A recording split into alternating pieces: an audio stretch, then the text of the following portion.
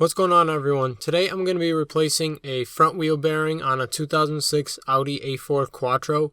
There was a low humming sound when driving, and in the description box below I'm going to include the steps I took to figure out that it was a wheel bearing and what corner the noise was coming from. So let's get started. With the car in the ground, you need to loosen the 17mm hex bolt holding the axle. Then we jack up the car and remove the wheel and the brake caliper. This gets hung up with a bungee off to the side. Look at how much play there is in this bearing. It should not be wobbling at all. Here are the 4 bolts that hold the bearing to the steering knuckle. They are 10mm triple square. These first ones are on the front side, the next ones are on the rear side. You'll need to push the axle in to get enough room for the bit and the ratchet.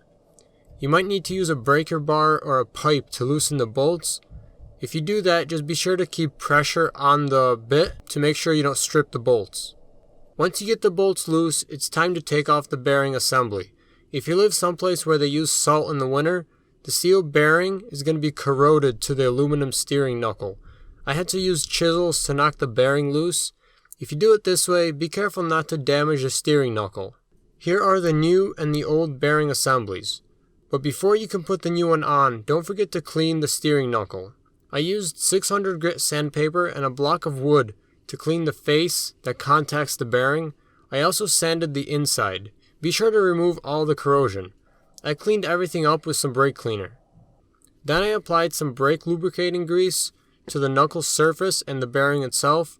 You can also use anti-seize paste. This is to prevent corrosion in the future that occurs between steel and aluminum. Now you can replace the bearing and tighten the 4 bolts. I can include the torque specs for everything in the description below. Installation is reverse of removal. If this helps you out, please leave a like and a comment, and check back for more videos.